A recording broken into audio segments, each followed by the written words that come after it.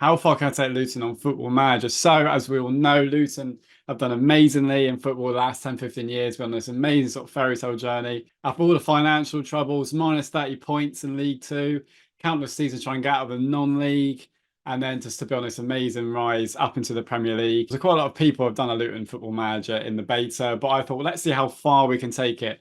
There's not much money been put in. Can we build this squad? Can we keep them in the Premier League for a few seasons and then build something really magical? I've been doing this series on TikTok as I film this. I'm about 5 or 6 seasons in. The first 1 to 4 seasons is going to be in this video, and then I basically recorded about 1 episode per season, and those clips will go on TikTok. But for series 1 to 4 in terms of YouTube, I don't have the original footage I had. So I'm basically going to flick through the seasons a little bit. Going into season 1, the kind of aim, of course, will stay up. I know on Football Manager, when you start a save, sometimes you have really good morale. So that can help you have a good first season. The first season wasn't what I was worried about. It's kind of like there's no pressure on us. It was the second season because Football Manager saves always more difficult at the start because the wonder kids and young players you can get, you know the potential is not going to be as good as some like new gens that come through, how good they can be. So the first 3 years was basically just stay up. That was my plan, stay up, start building the odd wonder kid, then get into new gens in the 4th season, kind of how I was doing it. So you're looking at in the first season. Now in the first season, it went really, really well. I came 10th place. Let's show you how I did that first. So as I said, there'd be more step by step in the after the first 4 seasons, but just so I can flip through the first 4. We won our first game. That was a 93rd minute winner. Threw away a lead there, but got a point at Old Trafford. And then came the inevitable kind of slump, but we're still picking up the odd win. The slump was here when we really sort of dropped into the bottom 3, as you'd expect. Then this win against Wolves, I tweaked it back to 4-3-3. This win against Wolves, after I tweaked it back to 4-3-3, really helped. And let's start picking up some ridiculous wins against like Chelsea, and then just really building a decent, just picking up the win. I just went really high up in the league. I ended in bad form, but I ended up in 10th place in the Premier League. 49 points is ridiculous. And this is where my worry came in terms of sort of tactics. I'll be deploying, I'm quite generic.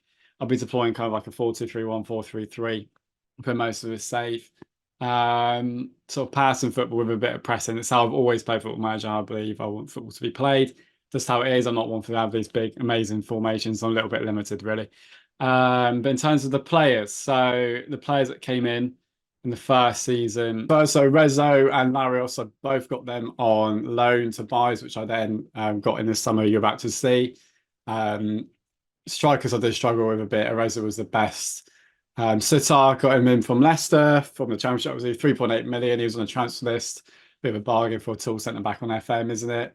Rabbi Matondo, I'll say it now, flopped. He actually did all right in the first half of the season, but that's one of the worst transfers I've done. Scored on his debut. It was a great goal as well. This transfer didn't work at all. Got him on loan with an option to buy, but it was absolutely, this was terrible.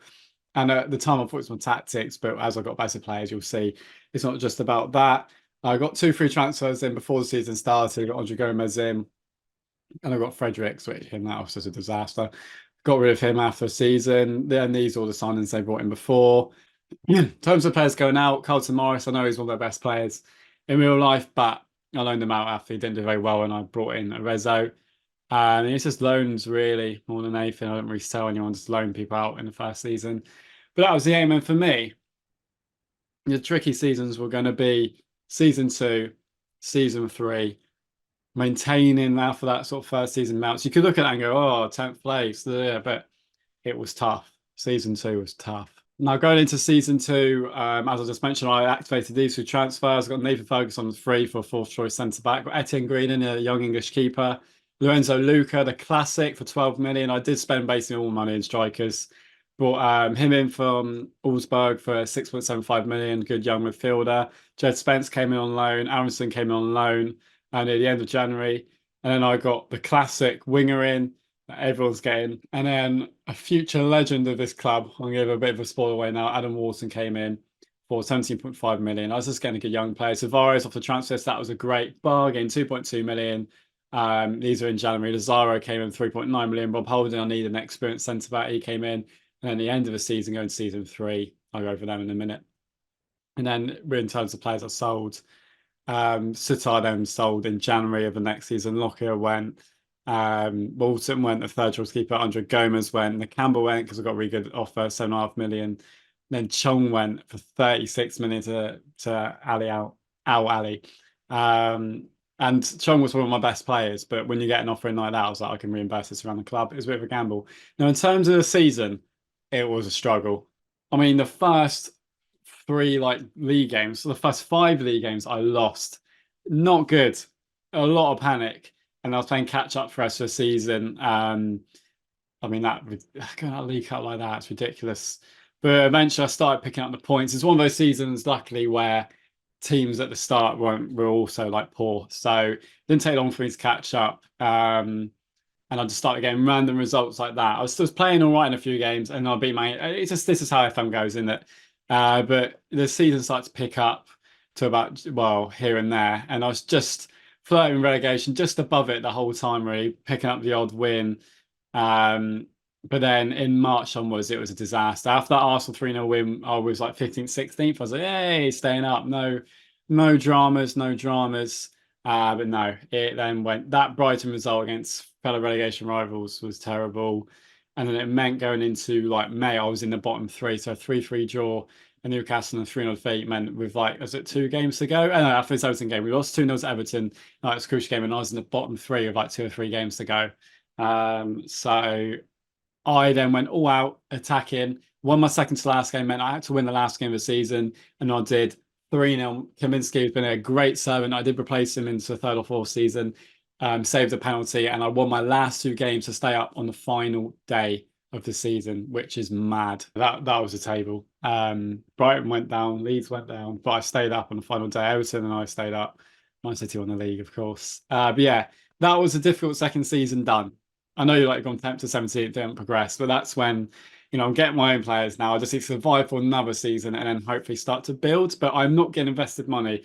It's not like the teams where they give you like your 30 and then they give you like your 20 million on top. 30, 36 million is like the bare minimum. After in the following seasons, I'm basically relying on selling players and making my own money. You're not like getting that sort of Premier League injection you'd usually get. It doesn't help that obviously the stadium's quite small, so you're not getting those fans, but the facilities were coming out. The youth wasn't too bad. But I've got nothing. So third season, I brought in Harwood Bellis on the free. That's a really good free transfer. Hayden Hackney, again, I'm just looking at Wonder Kid tag from Middlesbrough. 5 million off the transfer, so that was great. Another Wonder Kid came in. I also got a loan keepers. Doka came on loan, an option 30 million to buy because he just wasn't great in this save, basically. Got him in another Wonder Kid.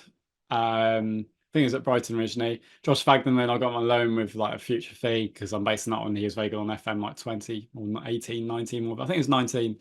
Archie Brown came in a good young left back, and then I brought in January a keeper. Bear in mind, I'm selling a lot of players, which is why I was getting this money. Restes, just to get a keeper for the save or for a few years, that was a big statement. I was starting to get players that can help me hopefully push towards top half of Europe. Troy Parrott came in for 8 million because they didn't have a striker, and I had a bit of an injury crisis, so I brought in a striker on loan. Now I funded that by saying Ryan goes for 13 million. He came through the youth, and he's an actual real player, but Southampton gave me this bid, and I just didn't see him break into the first team. So 20, I'd take that at the time. It helped me reimburse players. Loans, sold him. That transfer didn't work out. Didn't give him the time. Alfie Doughty's very good first season. He went. Larios, who just didn't get the minutes once Nuno Tavares came in, and he was just superb.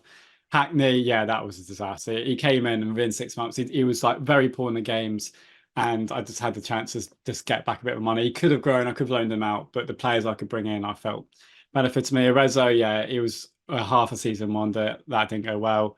Kaminsky went to be Man United's second or third choice keeper. And yeah, and in the end, I finished 14th. I was comfortable. I stayed up. Obviously, 26 points. It was a lot easier to start the season, but I was nowhere near it really. And at the start, again, it was no, that's last season. And I drew against Liverpool.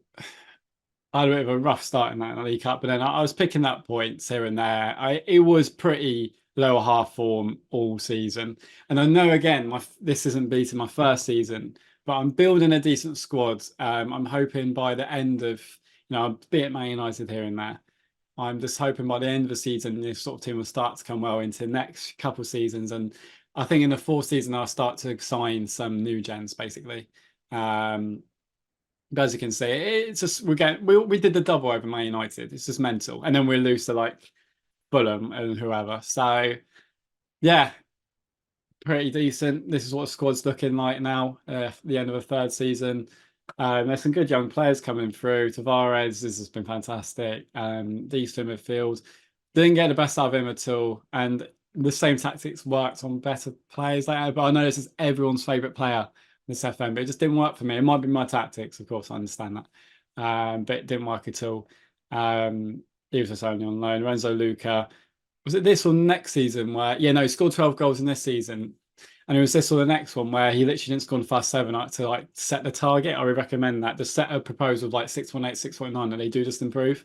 And then this is what I mean by he flops quite badly. So it happens. And Nathan Phillips weren't very happy with me either. Season 4. The last season of this series before I do a more sort of broken down one for the next 5 or 6 seasons after this was season 4. Got him as a backup keeper. I then spent most of my money. I just wanted to let the team build, and I didn't really have any money on Jeremy Doku. I just thought, when you have a chance to sign a player like that, it's to have that.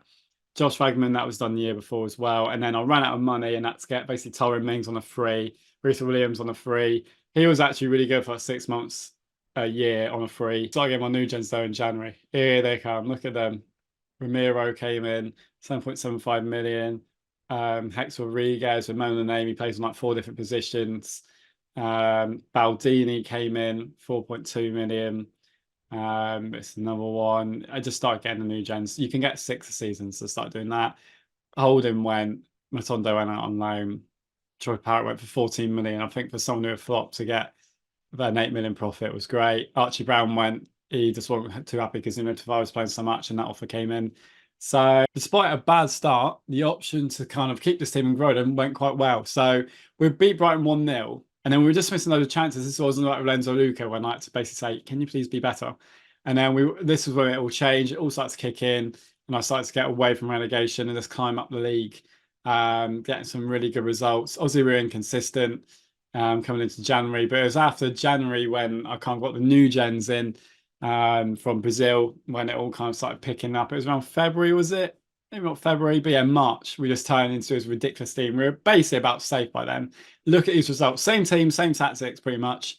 So again, ridiculous results, which meant we finished 6th place. We're in the Europa League. So it's taken me 4 years to get to Europe, which is pretty mad.